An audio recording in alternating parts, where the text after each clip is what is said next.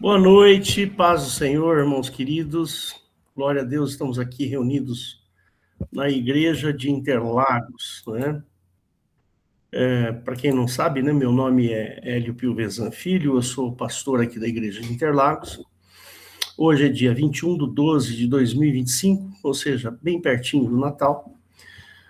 E queria dizer para você que a igreja tem um site, que é o www.igrejadeinterlagos.com.br, onde você vai encontrar os nossos horários de culto. Lá tem um botãozinho ao vivo que você pode participar dos cultos. É só você entrar com o microfone desligado e a câmera desligada.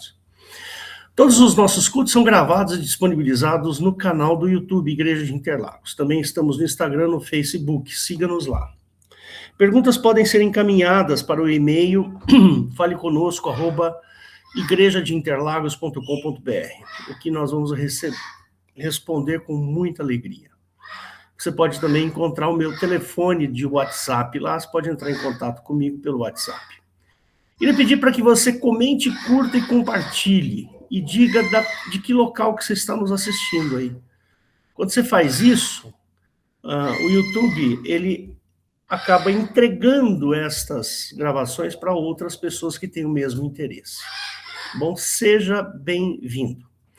Bom, dito essas palavras padrão, né? Queria que você fechasse os seus olhos e vamos orar. Jesus querido, obrigado por esta noite, obrigado por este momento em que nós podemos nos reunir contigo, reunir com a tua igreja e tratar de assuntos do teu interesse, Senhor. Venha nos ensinar nesta noite. Peço que o Senhor nos livre de todo mal e que a tua palavra seja pregada e espalhada, Senhor. Em nome do Senhor Jesus que eu oro. Amém. Bom, muito bem. Semana passada, a gente falou sobre uma parte, né? Essa seria a segunda parte do que é que Jesus pensa sobre as mulheres, né? Porque chega nesses últimos tempos aí,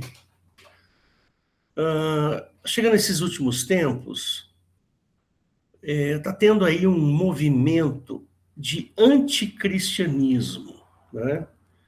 Tem algumas escolas que estão proibindo o uso da palavra Natal, de falar sobre o Natal, sobre essa cultura do cristianismo, né? Então, a gente precisa entender também, tem o feminismo que está crescendo, está muito forte, que é uma doutrina, irmãos, uma doutrina diabólica. Peraí, deixa eu só fechar a porta ali. Meu papagaio está fazendo uma barulheira. Peraí.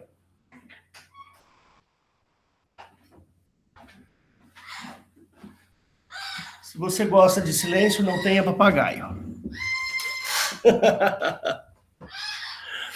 Bom, muito bem. Então, o que acontece? Acontece que nós estamos vivendo momentos em que está se distorcendo. A informação está sendo muito distorcida. E existe aí um movimento também de ajeitamento do Velho Testamento para que o Velho Testamento caiba dentro do cristianismo. Eu vou mostrar algumas coisas, não tudo, mas algumas coisinhas perturbadoras, principalmente com relação às mulheres, né? Lá no Velho Testamento, a mulher, ela era vista como um objeto. A mulher não tem vontade própria. Eu vou ler aqui alguns textos para vocês. O primeiro texto que eu quero ler é Números 30, de 1 a 16. Então vamos lá. Números. Hoje ele está querendo conversar bastante lá, o papagaio. Olha lá. Números 30, do verso 1 ao 16. Falou Moisés aos cabeças das tribos de Israel, dos filhos de Israel, dizendo: esta é a palavra que o Senhor tem ordenado. Está vendo essa palavra Senhor toda em letra maiúscula? Ela tem um significado por trás disso aqui. Essa palavra Senhor aqui, na realidade, ela se refere a Jeová, Senhor Jeová. é o Deus do Velho Testamento. Então, a gente pode, inclusive, traduzir. Se você tem dúvidas sobre esse assunto, dá uma pesquisadinha na internet que você vai ver. Que essa palavra aqui, ela tem o significado de Jeová. Poderia até mostrar para vocês com... Não sei se vai aparecer aí para vocês, mas quando eu coloco nesse maisinho aqui, ó, aparece essa numeração, tá vendo? Essa numeração é o que a gente chama de numeração Strong. O que é que significa a numeração Strong? O Strong é um dicionário, muito utilizado, porque ele traz palavra a palavra o significado palavra a palavra, né? Então, ele está dizendo aqui que Moisés, né, falou, né, das regras para as tribos de Israel, dizendo assim, né? The Lord ordered, which the Lord ordered. Tá vendo aqui? Falando que o Senhor Lord. Mas aí você procura na internet e dá uma verificadinha aí. Então ele diz assim, quando um homem fizer voto a Jeová, ou fizer juramento ligando a sua alma com obrigação, não violará a sua palavra, segundo tudo que saiu da sua boca fará. Então, isso aqui era uma maneira dele... era uma maneira de responsabilizar pelo que se falava, né? Também, agora vamos ver a questão da mulher, como a mulher é vista por Jeová. Também quando uma mulher, na sua mocidade, estando ainda na casa de seu pai, fizer voto ao Senhor, e com obrigação se ligar, o seu pai ouvir o voto e a sua obrigação, com que ligou a sua alma, o seu pai se calar para com ela, todos os seus votos serão válidos, e toda obrigação com que ligou a sua alma será válida. Mas, se seu pai lhe tolher no dia que tal ouvir, todos os seus votos e suas obrigações com que tiver ligado a sua alma não serão válidos, mas o Senhor lhe perdoará porquanto o seu pai lhos tolheu.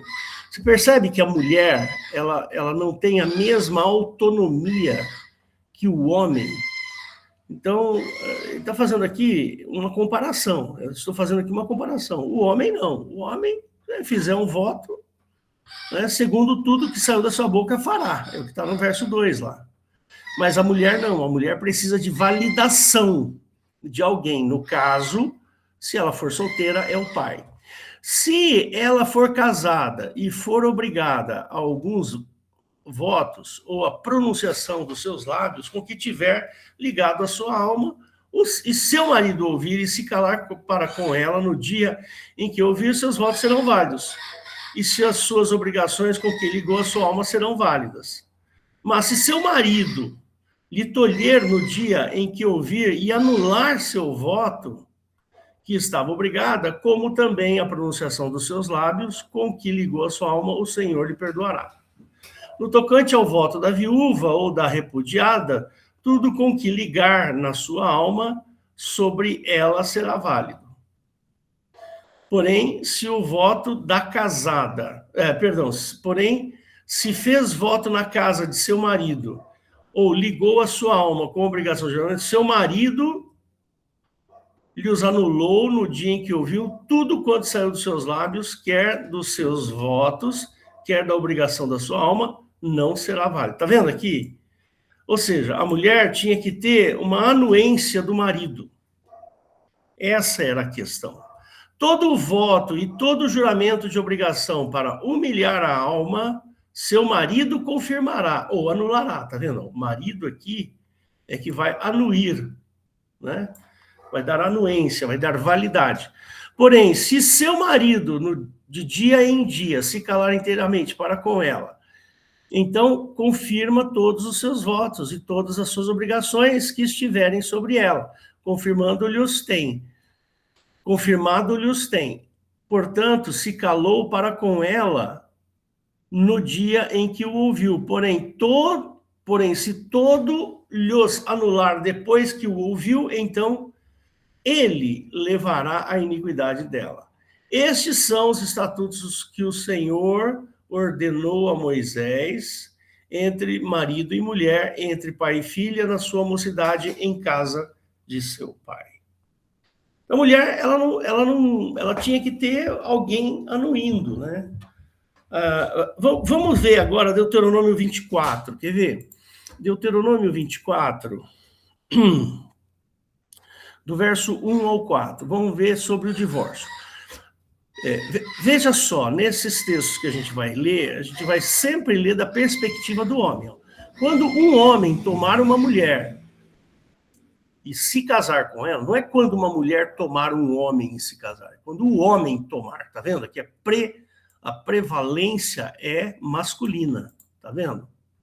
Quando um homem tomar uma mulher e se casar com ela, então, será que se não achar graça aos seus olhos, por nela encontrar coisa indecente, far-lhe-á uma carta de repúdio e lhe a dará na sua mão e a despedirá da sua casa. Quer dizer, é só você não gostar.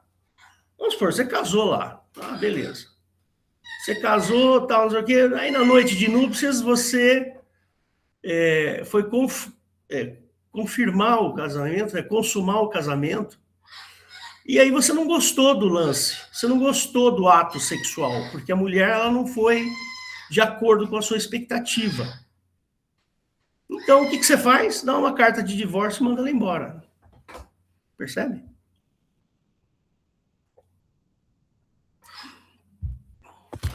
Se ela, pois, saindo da sua casa, for se casar com outro homem, este também a desprezar, lhe fizer carta de repúdio e lhe a der na sua mão e a despedir da sua casa, ou se este último homem, quem tomou para si por mulher, vier a morrer.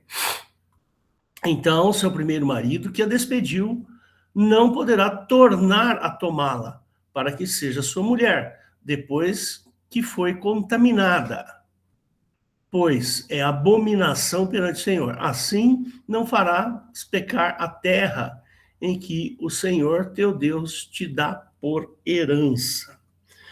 Vamos ver o 22, no verso 13. 22, no verso 13.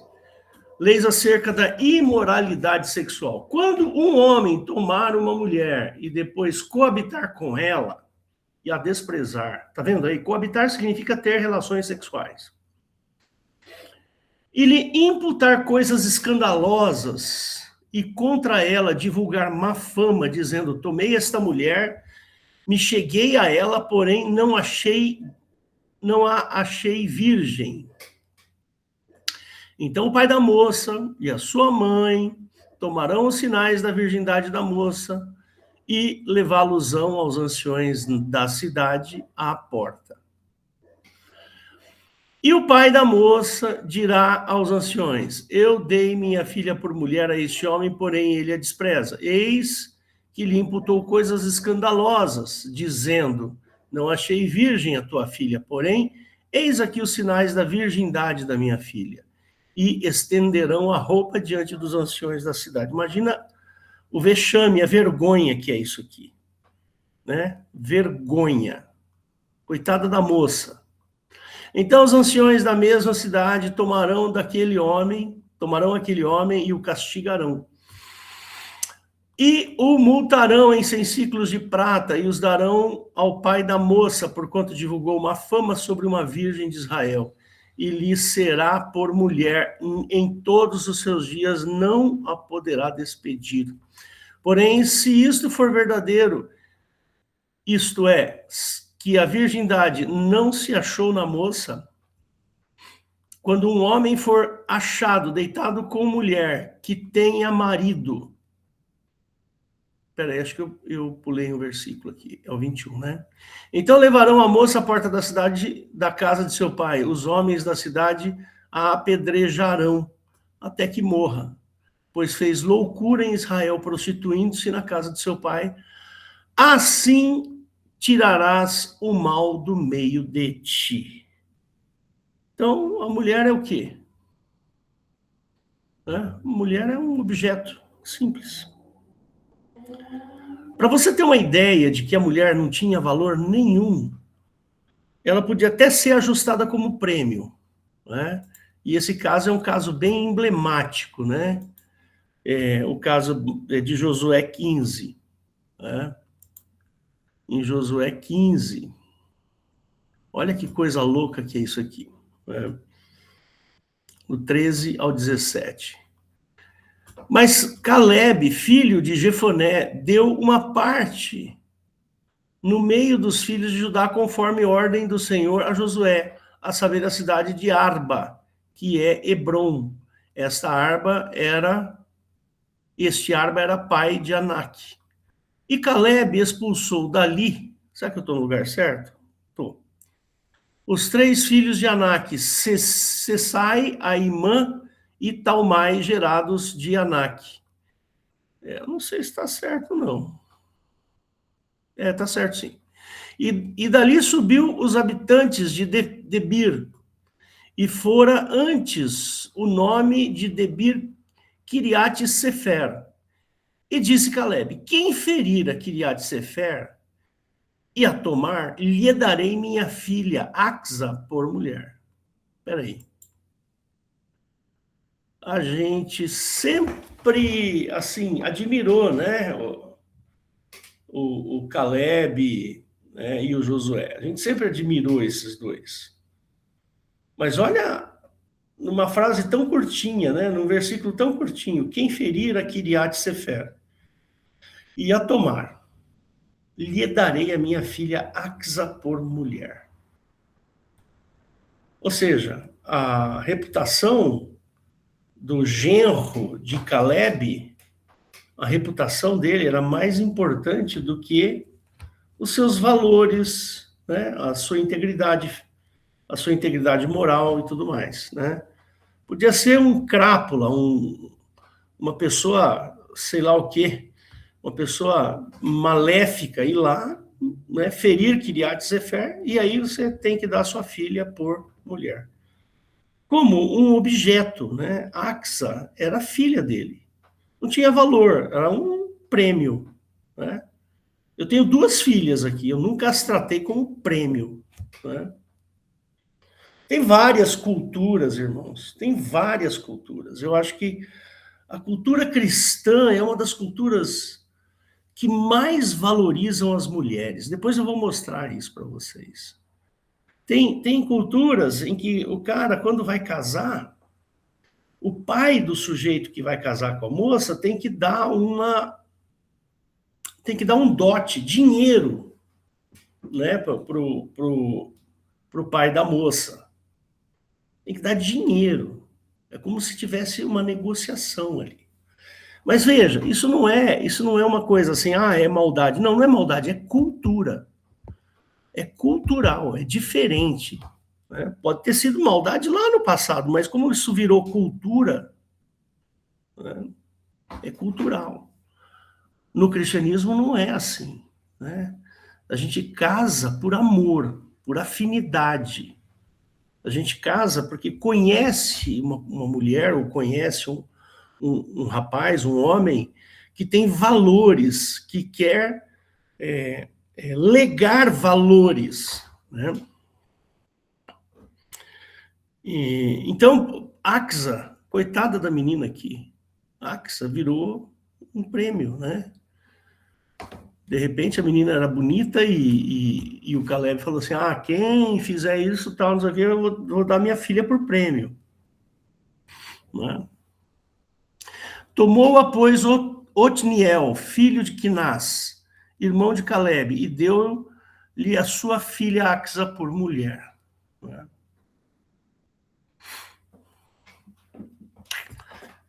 Quer ver o verso 18? E sucedeu que, vindo ela a ele, persuadiu que pedisse um campo a seu pai. E ela desceu do seu jumento. Então Caleb lhe disse, que é que tens? E ela disse, dá-me uma bênção. Irmãos, é um negócio muito estranho isso. É um negócio muito estranho. Quer ver o caso de Leia, por exemplo? Leia, né, foi dada como esposa para Jacó, né? Mas Jacó, ele não queria Leia, ele queria Raquel, né? A pergunta que fica é, será que Leia ou Raquel, elas queriam dividir o marido? Será que isso... Vamos ver lá em Gênesis 29 e 30. Gênesis 29. Vamos ler alguns pedacinhos aqui, né? Então pôs-se Jacó a caminho e foi para a terra do povo do Oriente, e olhou, e eis que um poço no campo, e eis 3 rebanhos de ovelhas que estavam deitados junto a ele, porque daquele poço davam de beber aos rebanhos, e havia uma grande pedra sobre a boca do poço. E juntavam ali todos os rebanhos, e removiam a pedra sobre a boca do poço, e davam de beber às ovelhas, e tornaram a pôr a pedra sobre a boca do poço, no seu lugar. Disse-lhes Jacó, meus irmãos, de onde sois? Disseram, somos de Harã. E ele diz, conheceis a Labão, filho de Naor? E disseram, conhecemos. E disse-lhe mais, está bem, ele está bem? E disseram, está bem, eis que Raquel, sua filha, que vem com as ovelhas. E ele diz, eis que ainda é pleno dia, não é tempo de ajuntar o gado. Dai de beber as ovelhas e ide apacentá-las. E disseram, não podemos até que todos os rebanhos se ajuntem e removam a pedra sobre o poço para que demos de beber as ovelhas. Estando ele ainda falando essas coisas, veio Raquel com as ovelhas de seu pai, porque ela era pastora. E aconteceu que, vendo Jacó a Raquel, filha de Labão, irmão de sua mãe, e as ovelhas de Labão, irmão da sua mãe, chegou Jacó, revolveu a pedra de sobre a boca do poço e deu de beber às ovelhas de Labão, irmão da sua mãe. E Jacó beijou a Raquel e levantou a sua voz e chorou. E Jacó anunciou a Raquel que era irmão de seu pai e que era filho de Rebeca. Então ela correu e anunciou ao seu pai, né? E aconteceu que, ouvindo Labão as novas de Jacó, o filho da sua irmã, correu-lhe ao encontro, abraçou, beijou, levou à sua casa, e ele contou a Labão todas estas coisas. Então Labão disse-lhe, verdadeiramente és tu o meu osso e a minha carne. E ficou com ele um mês inteiro. Aí depois o que vai acontecer? Vai acontecer que... bom, vamos ler, que tá pertinho aqui, dá para gente ver. Depois disse Labão a Jacó, porque tu és meu irmão, hás de servir-me de graça? Declara-me qual será o teu salário. E Labão tinha 2 filhas. O nome da mais velha era Lia, ou Leia, né? E o nome da menor, Raquel. Lia tinha olhos tenros, mas Raquel era formosa. Mas Raquel era de formoso semblante e de formosa vista. Devia ser um mulherão, né? E Jacó amava Raquel e disse, 7 anos te servirei por Raquel, tua filha menor. Né? Cadê que eu perdi aqui? Então disse Labão, melhor é que eu a dê a ti do que eu a dê a outro homem, fica comigo. Assim serviu Jacó 7 anos por Raquel, e esses lhe pareceram como poucos dias, pois muito que a amava, estava apaixonadaço. Disse Jacó a Labão, dá-me minha mulher, porque os meus dias são cumpridos para que eu me case com ela. Então reuniu Labão a todos os homens daquele lugar, fez um banquete, e aconteceu à tarde que tomou Lia, sua filha, trouxe a Jacó e ele a possuiu. E Labão deu sua serva Zilpa a Lia, sua filha, por serva. E aconteceu pela manhã, viu que era Lia, pelo que lhe disse a Labão: por que me fizestes isso?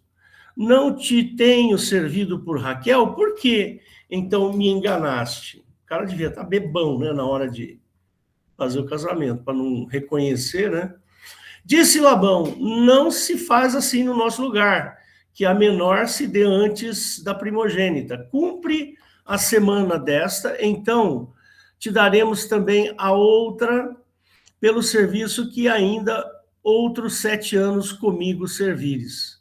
E Jacó fez assim e cumpriu a semana de Lia. Então lhe deu por mulher Raquel, sua filha. E Labão deu sua serva Bila por serva a Raquel, sua filha. E assim foi. Percebe que os sentimentos da mulher nesse texto não serve para nada? Absolutamente nada, irmãos. Aos olhos do pai Labão, as suas filhas eram somente moedas de troca pelo trabalho de Jacó. O mesmo aconteceu com as filhas de Ló.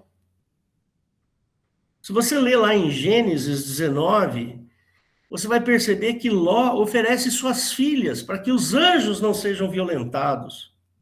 Lembra disso aí? Vamos ver lá Gênesis 19. É horroroso, esse texto é horroroso. Para mim, eu acho horroroso. Ele fala assim: e vieram 2 anjos a Sodoma à tarde, e estava Ló assentado à porta de Sodoma.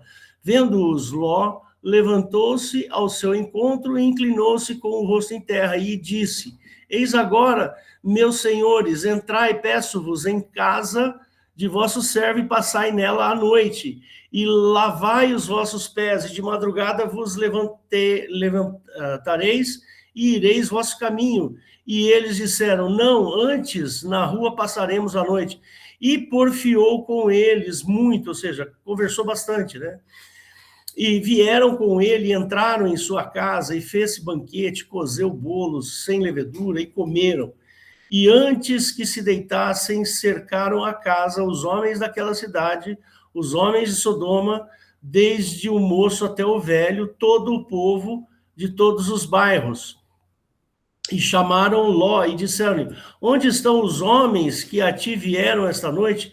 Traze-os para fora, para que os conheçamos. Então saiu Ló a eles à porta, e fechou a porta atrás de si, e disse: meus irmãos, rogo-vos que não façais mal. Eis que 2 filhas tenho, e que ainda não conheceram homens. Fora vos trarei, e fareis dela como bom for aos vossos olhos. Somente nada façais a estes homens, porque por isso vieram à sombra do meu telhado. Eles, porém, disseram: sai daí. Disseram mais: como estrangeiro este indivíduo veio aqui habitar, e quereria ser juiz em tudo, agora te faremos mais mal a ti do que a eles.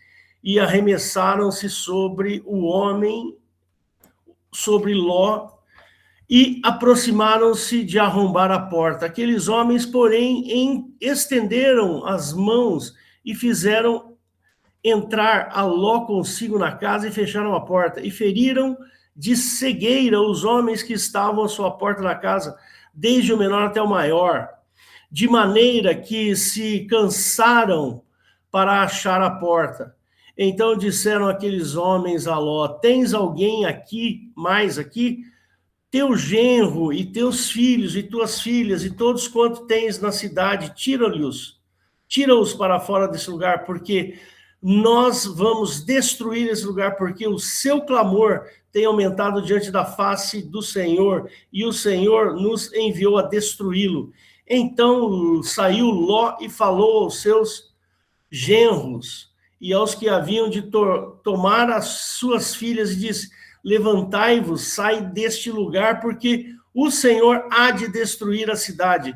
Foi tido, porém, por zombador aos olhos dos seus genros. Então tá aí. Só para contextualizar com vocês, né? Mulher não serve para nada, né? Essa era a maneira como Jeová via as mulheres. O mesmo aconteceu com a mulher que é concubina de um levita e da filha de um velho que os acolheu quando um grupo de homens em Gibeá queriam abusar do levita. Então o velho ofereceu a filha e a concubina. Está em Juízes 19, anota aí, vai ler depois. Veja o que Abraão fez a Sara, sua mulher, quando Faraó estava para ameaçá-lo de morte. Entregou-a para não ser morto. Isso está em Gênesis 12, verso 10 ao 20. E tantos outros casos em que a mulher é desprezada e humilhada somente por ser mulher. Essa cultura perpassa por todo o Velho Testamento. Mas quando Cristo aparece, quando Jesus aparece, ele reverte este quadro. Ele reverte esse quadro. Depois você lê lá em Levítico 15, do 19 ao 28, diz que a mulher que estiver menstruada não poderia tocar em nada e nem ser tocada, pois tornaria imundo tudo aquilo. Era assim que Jeová via as mulheres, como um objeto. Né? Mas Jesus não viu dessa maneira. Jesus viu de outra forma. Jesus ele olhou para a mulher de outra maneira, não como o Velho Testamento. Jesus não levou isso em consideração quando aquela mulher que tinha o fluxo de sangue tocou a Jesus há 12 anos. Né? Há 12 anos que ela tinha o fluxo. E ela tinha gastado um monte de dinheiro. No meio da multidão, Jesus estava sendo amassado ali por um monte de gente, aí a mulher veio e pensando assim, olha, se eu ao menos tocar nas suas vestes, eu serei curada. E aí ela vai lá e toca na orla, na barra das vestes de Jesus, e Jesus afasta, todo mundo fala assim, peraí, alguém me tocou, quero saber quem que me tocou. Aí os discípulos disseram, mas tá todo mundo aqui te apertando, tal, não sei o quê. Ele falou assim, não, alguém me tocou, porque de mim saiu virtude.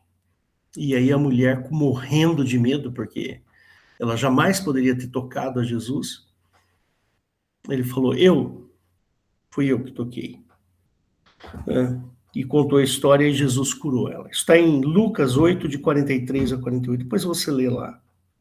Jesus considera iguais homens e mulheres, não tem diferença. No matrimônio, tanto o homem como a mulher são iguais. A única diferença é anatômica. Essa é a diferença, a anatomia. A mulher tem anatomia diferente do homem, né? É uma só carne. Não permite que o homem dê carta de divórcio, se não for por prostituição. Essa é a única maneira de você se separar, é por fornicação. Vale lembrar a condição dos presbíteros diáconos com relação às mulheres. Está em 1 Timóteo. Vamos ler lá, que esse texto é muito legal. Quer ver? 1 Timóteo.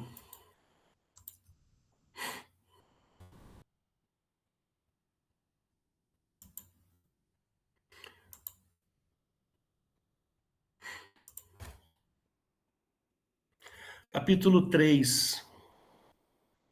Teria que ler tudo, né? Capítulo 3, falando da qualificação, né?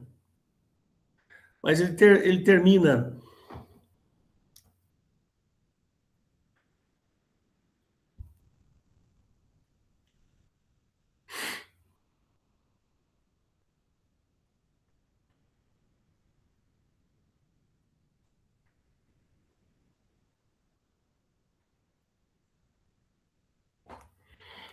Espera aí que eu estou me perdido no texto aqui.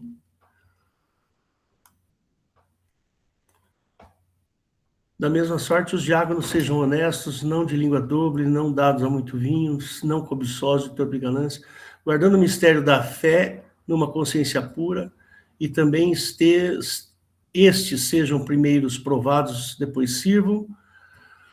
Se forem irrepreensíveis, da mesma sorte, as esposas sejam honestas, não maldizentes, sóbrias e fiéis em tudo. Os diáconos sejam maridos de uma só mulher e governem bem os seus filhos e suas próprias casas. Porque os que servirem bem como diáconos adquirirão para si uma boa posição e muita confiança na fé que há em Cristo Jesus. Ou seja, não tem mais essa de você ter várias mulheres, como, né, o próprio Jacó teve duas. É uma só mulher, está escrito aqui, ó. Né? E Jesus ele deixa claro que o papel da mulher, ela é igual ao papel do homem, não tem diferença, a mulher não é menos e nem mais. Veja quando Jesus pegou aquela mulher em adultério e eles queriam apedrejá-la, Jesus falou, não, peraí, quem não tem pecado, aí atire a primeira pedra, e todo mundo foi indo embora. Olha como Jesus trata aquela mulher no poço, que foi buscar água, e ele fala assim para ela, olha, se você soubesse quem é que te pede água, né, tu pedirias água da vida, e rios de água viva fluiriam do seu ventre. Né? A mulher, para Deus Pai, para Jesus Cristo, ela é igualzinha ao homem, não tem diferença nenhuma. A mulher, ela faz parte, né, da igreja de Cristo. Né? Quando a gente leu aquele texto, lembra que a gente leu aquele texto lá em Gálatas 3, de 26 a 28, quer ver? Gálatas, espera aí. 3, de 26 a 28. Ele fala assim, porque todos sois filhos de Deus pela fé em Cristo Jesus, porque todos quanto fossem batizados em Cristo, já vos vestiste de Cristo. Nisto não há judeu nem grego, não há servo nem livre, não há macho nem fêmea, porque todos vós sois um em Cristo Jesus. Somos todos iguais, não há diferença. Percebe, irmãos? Jesus tem uma visão, a visão divina, correta sobre a mulher. A mulher, ela faz parte da família do Pai. Ela é filha, assim como o homem é filho para Deus. Não é um objeto, muito pelo contrário. A mulher e o homem são a mesma coisa para Deus Pai. Assim que Jesus tratou a todos. Para Cristo, somos todos pecadores e objetos de sua redenção. O homem é objeto da redenção, a mulher é objeto da redenção. Que uma vez o aceitado, reveste-se com sua santidade. Não macho ou fêmea, escravo ou livre, bárbaro ou cita, todos, simplesmente todos carecem da salvação do Senhor Jesus. Então, irmãos, não, a mulher, ela não tem que ela não tem que ser tratada de forma menor por ser melhor, por ser mulher. Todos nós somos diferentes, existem algumas diferenças. Por exemplo, o homem naturalmente é mais forte fisicamente do que a mulher, por causa dos hormônios, né? Mas a mulher, ela é aquela que consegue carregar um bebê dentro do seu ventre. Eu não consigo. Eu não tenho ventre para levar um bebê dentro de mim. Mas a mulher tem. E outra, que é glória mais maravilhosa do que essa? Veja, meninos e homens, nós não podemos carregar um bebê. Olha o privilégio que uma mulher tem. Não é fácil, não estou dizendo que é fácil carregar um bebê por 9 meses, depois dar à luz, não é fácil, é difícil, mas é um privilégio. Né? Já pensou ser confiado a você, né, o poder de gerar um bebezinho dentro de si e o proteger durante 9 meses, dentro do seu corpo.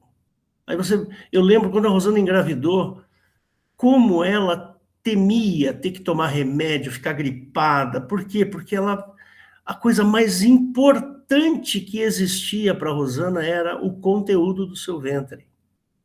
Eu lembro disso com tanto carinho, porque, meu Deus do céu, ela falava, uma vez, acho que foi na gravidez da Esther, minha terceira filha, para quem não sabe, né? Minha terceira, ela teve uma infecção de urina e teve que tomar antibiótico. Para ela foi horrível isso, horrível. Ela tomava antibiótico assim em oração, porque ela tinha medo de provocar algum problema no bebê.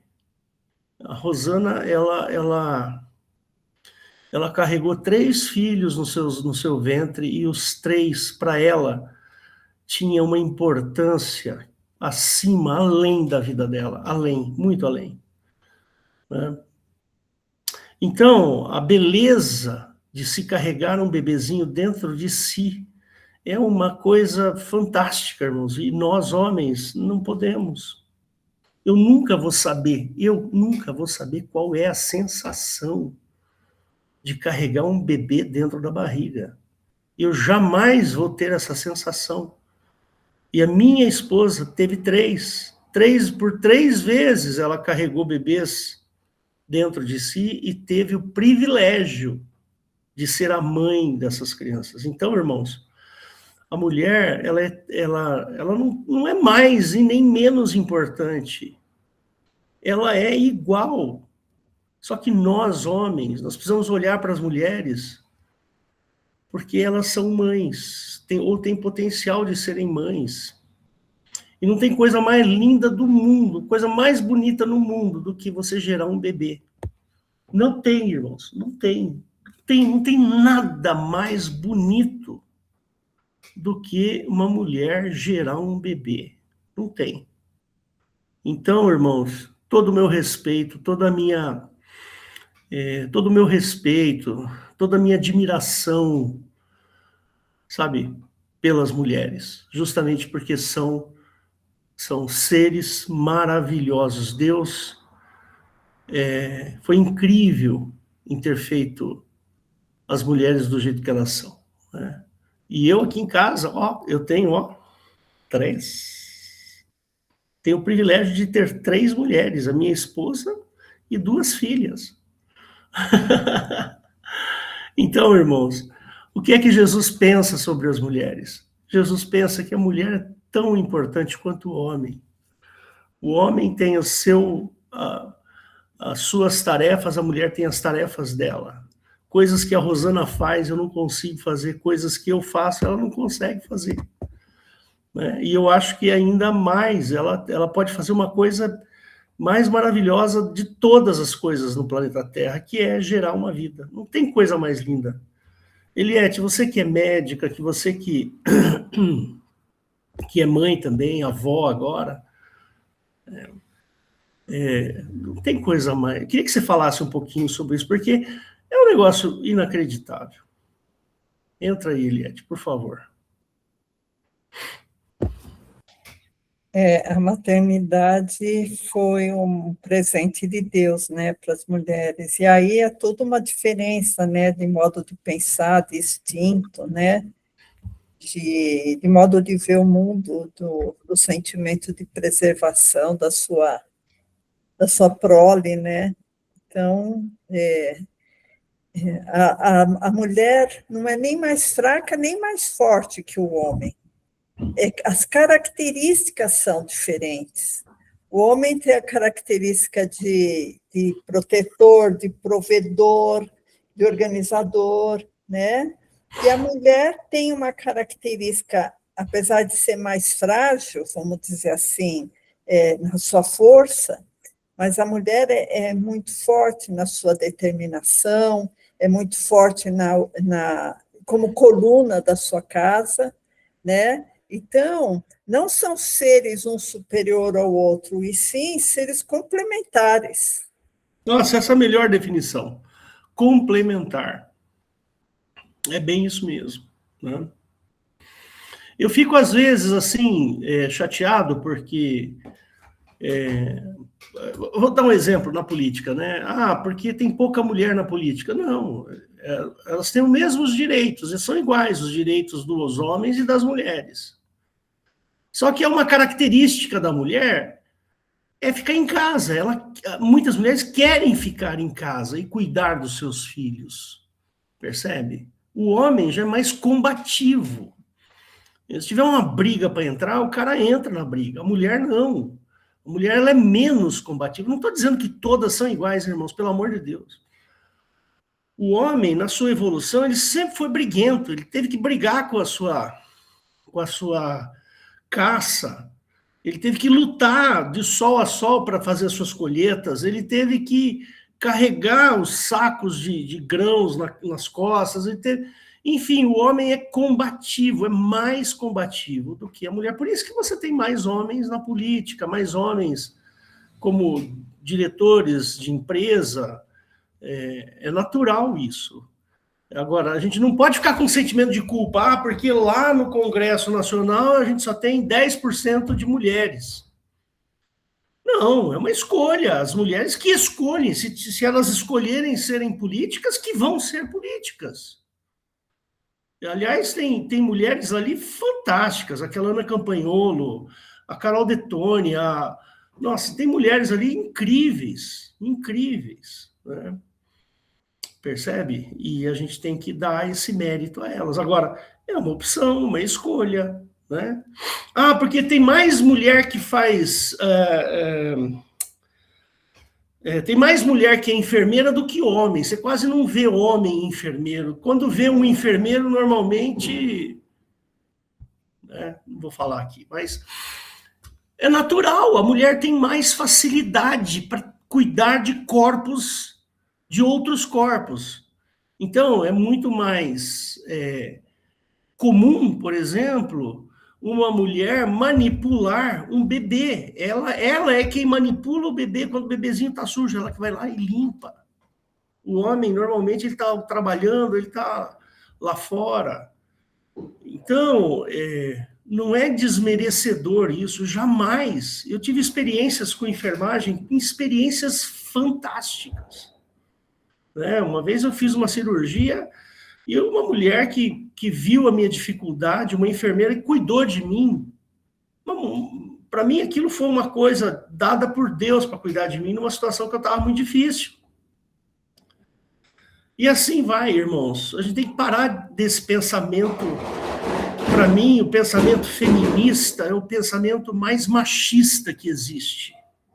O pensamento feminista é machista. Nós não temos que pensar que a mulher, que ela, isso, que aquilo. Não, elas lutam tanto quanto os homens. Bom, chega de falar. Irmãos, Jesus pensa que a mulher é igual ao homem e que a mulher precisa tanto da salvação quanto o homem. Tá bom? Então eu termino aqui a minha pregação e espero que a gente possa aprender com isso e a valorizar a mulher como ela merece ser valorizada e as mulheres valorizem os homens como eles merecem ser valorizados. Né? Não existe mulher e nem homem, o que existe é ser humano. A única coisa que existe é o ser humano. Amém? Então, fecha seus olhos que eu vou orar por você. Jesus querido, obrigado por esse momento tão bom que pudemos aprender contigo, Senhor. Venha nos ensinar sempre, Pai. Venha nos convencer sempre. Se alguém, Senhor, ouvir essa pregação, possa ser tocado pelo Teu Espírito Santo e se converter a Ti e Te conhecer em profundidade. Obrigado, Senhor, pela Tua salvação em Cristo Jesus. Obrigado pela obra que o Senhor fez naquela cruz. Obrigado, Senhor, porque o Senhor está sempre nos observando e cuidando das nossas vidas. No nome santo e soberano de Jesus que eu oro. Amém.